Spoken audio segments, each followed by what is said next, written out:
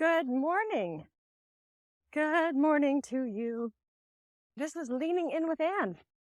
Welcome to this walk and talk that I do every weekday morning.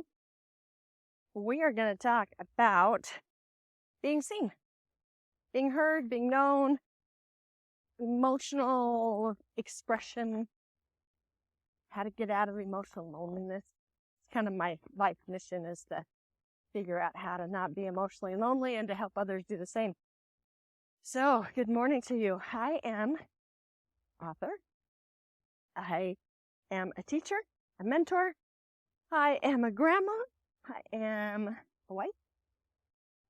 I am curious. I'm a student of human behavior. Always, like for my whole life.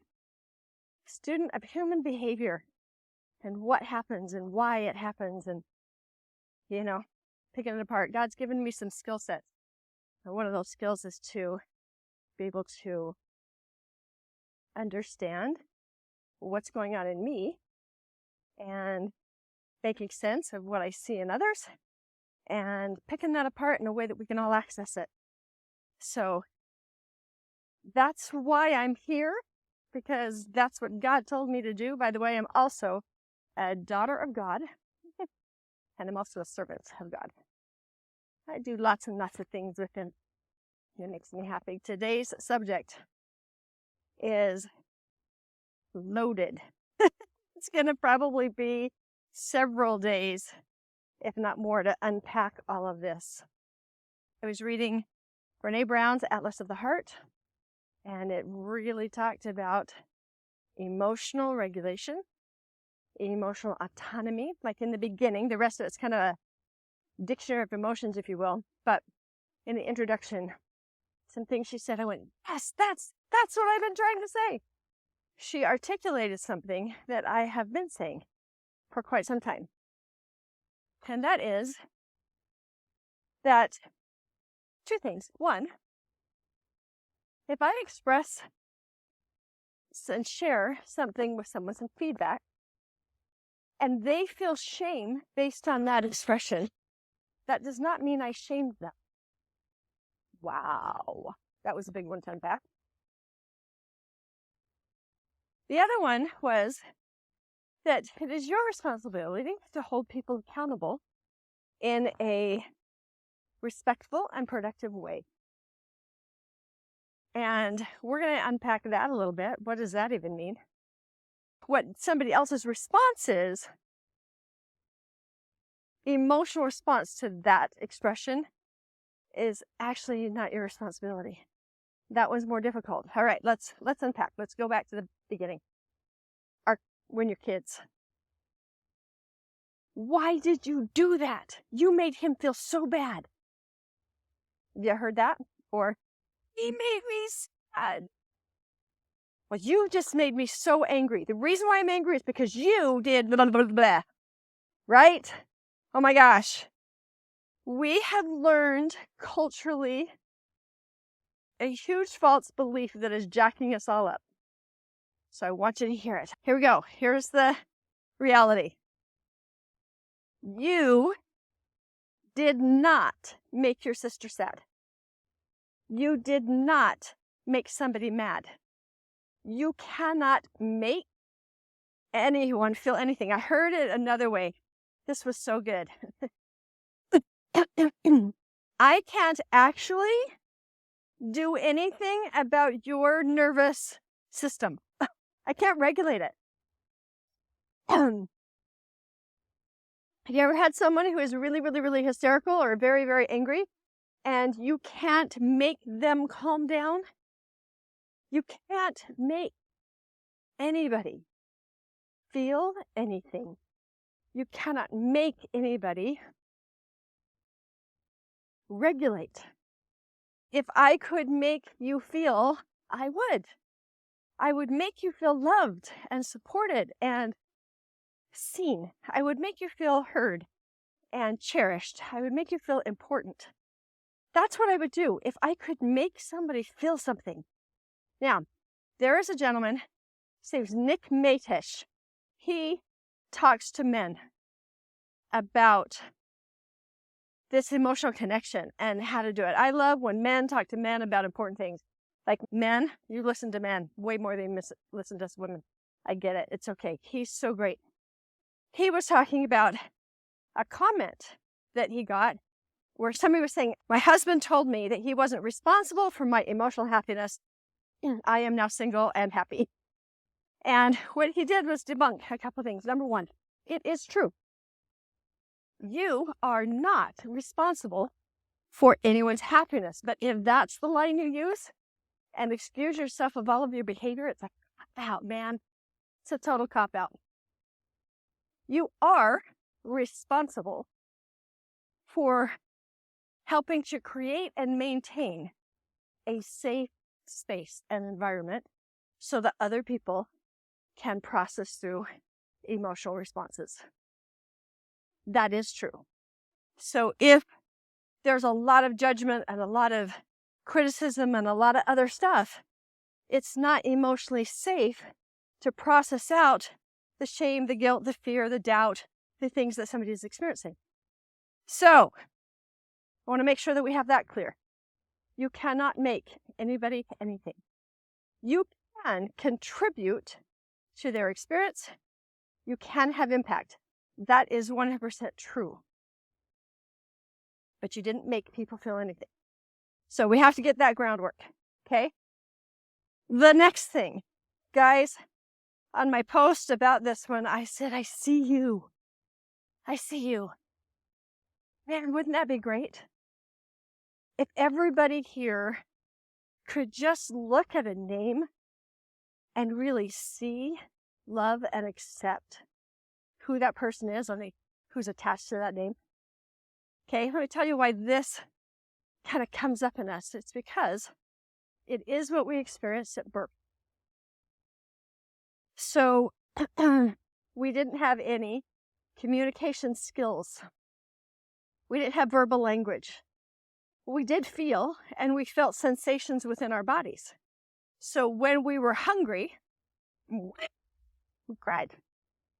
When we were uncomfortable because there was a mess in our pants, we cried.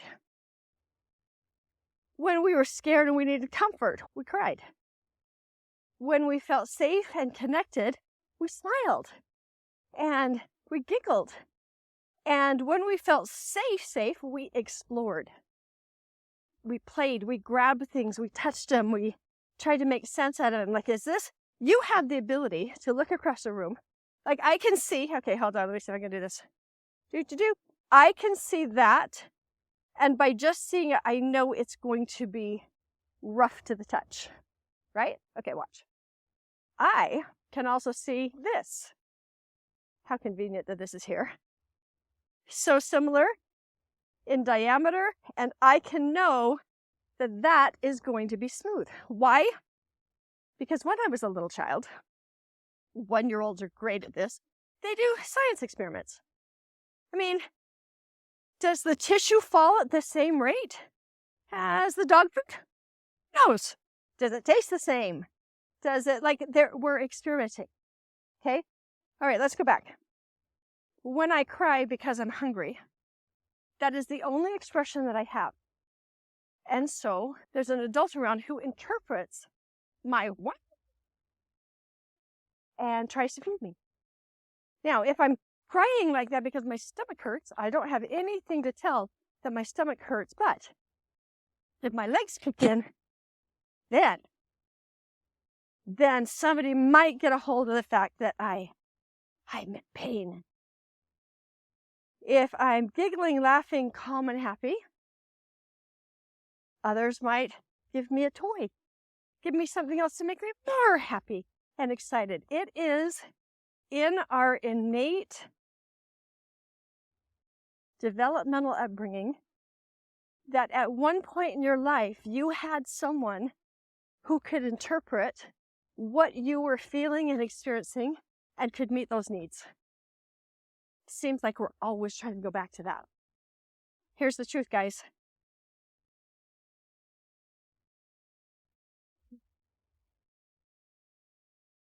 This is near and dear to my heart. We must have emotional vocabulary. Because there are so many people who are still operating on the show you what I'm feeling and you need to now make it right, then the adult way of saying, this is what I'm feeling, and I need to communicate that to you so that you can share back with me what you're feeling so that we can figure some stuff out. At some point, you found physical autonomy. Only you can eat for you. You know, sometimes people can prepare the food, but you're the ones who has to do that. Now, as infants, bottles were fed, put in our mouth, it was taken care of. It's not the same. We've learned physical. We dress ourselves now, hopefully. Sleeping. You put yourself to sleep. Somebody doesn't rock you to sleep anymore. There is growth in physical literacy, physical care. Like, that's one of the things we teach our children over and over. You know what we don't teach our children? You know what we were not taught as kids? That this emotion is called jealousy. When somebody else has something that you really want, and you feel something about it that you want it, and it's not yours to take or to have, that's called jealousy. Hey, can you imagine if we actually didn't make people wrong for being jealous? Yeah, I know. You can say to a child, that's what that feels like. Now, here's what you can do about being jealous. Okay, first of all, I want you to look at me and breathe in and say, someone loves me. Someone loves me. I am enough. Now, you can go and ask if you could use that too when they're done. And maybe we can talk about what we need to do so that you can have one of those yourself. Wouldn't that be fun? Okay, jealousy now named and navigated. Guys, we didn't get that. We were told jealousy is one of the 7 deadly sins. Do not feel jealous. Okay.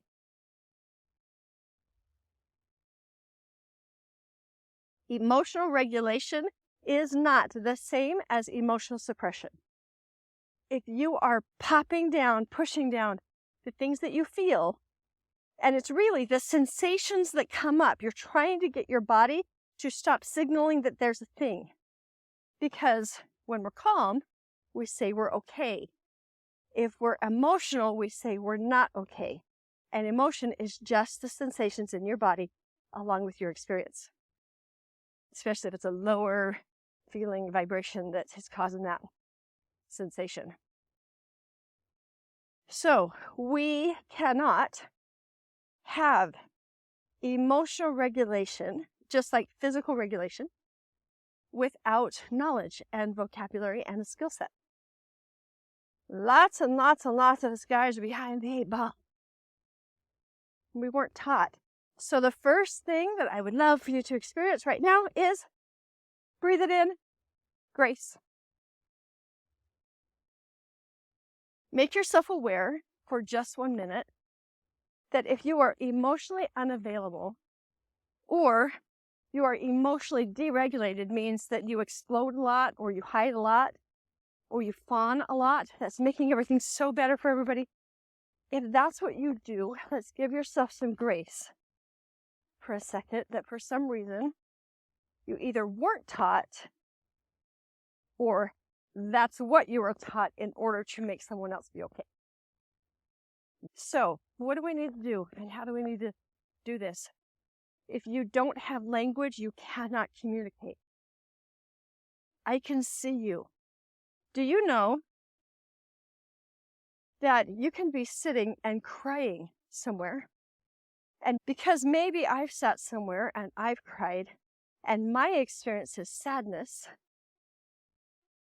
I am going to interpret your experience as you're sad. And I'm going to feel whatever I feel about somebody else being sad. Sometimes we go, oh, I don't want to get near them. I don't want to feel sad with them. Because we believe that. That's another thing to unpack. The reality is, what if that person just got news of something wonderful and is sitting down and feeling an overwhelming sense of gratitude? You didn't know that. Why? Because you interpreted somebody else's behavior with an experience you have had. Now, I'm going to say this. I'm going to say it over and over and over again.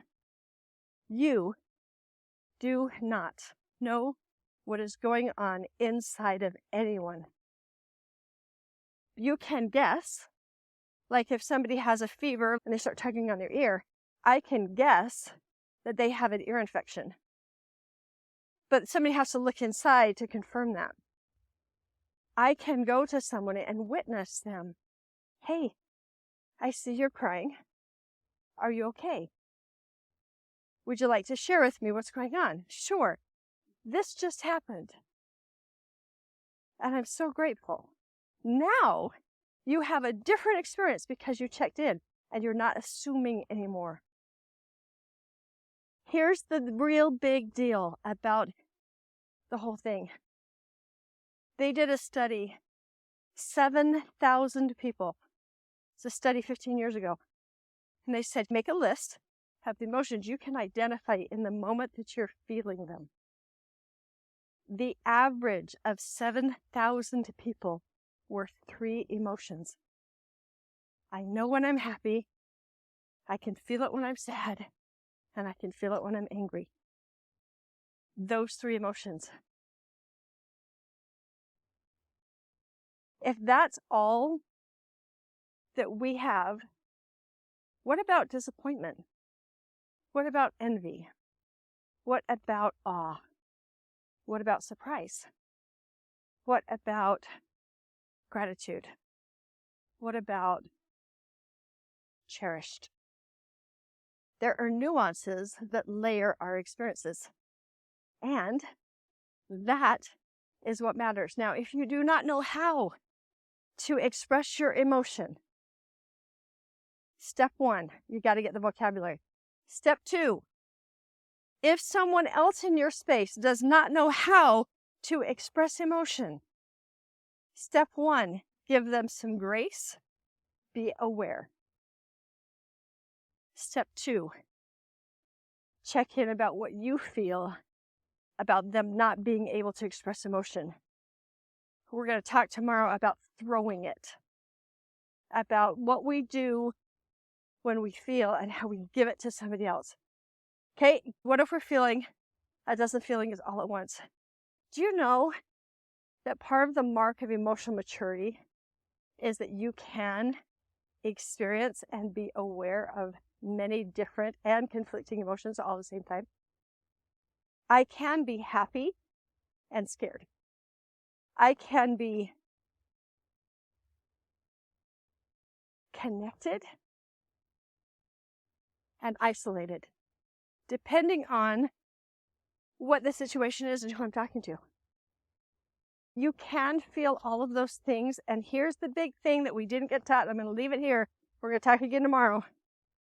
Anything that you are feeling in those dozens of emotions is okay to feel. Okay, I'm going to say this big time. I want you to grab it.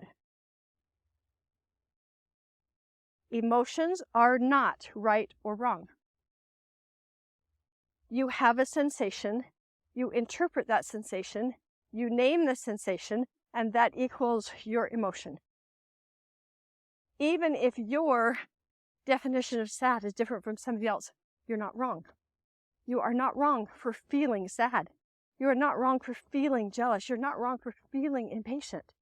It just is what's happening. Right now, I am walking in a loop. Right now, there is a man who's got a dog. And right now, somebody here is feeling conflicted. It just is what it is. Why that matters, we're going to talk tomorrow.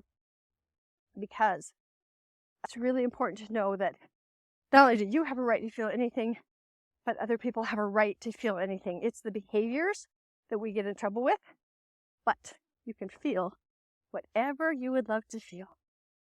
So that's step 1. Then we can learn how to manage emotions, regulate emotions, create new experiences with emotions. So much power in this. We will talk again tomorrow. And thank you for being here.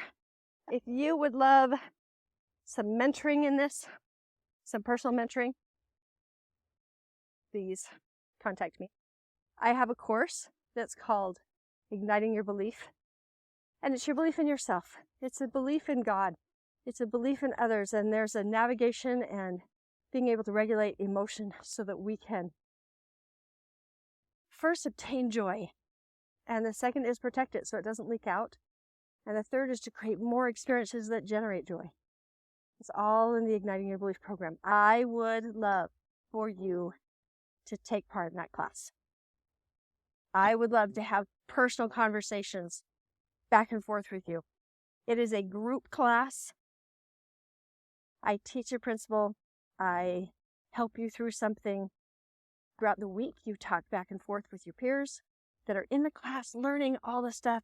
And then when you need me, you and I have a personal conversation. So you get this hybrid between a group experience, peer learning, and personal mentoring. Highly recommend this class. It's very difficult to express what happens within it. Just know if you are emotionally lonely, or if you don't know why, your best efforts, like people keep freaking out on you and dismissing you and getting mad at you, come to class. If you are having a hard time holding on to belief that anything will change, even though you're doing everything you can, not just emotionally, I'm talking about life in general, it'll change you. It'll help you reach your dreams. It will help you mend relationships.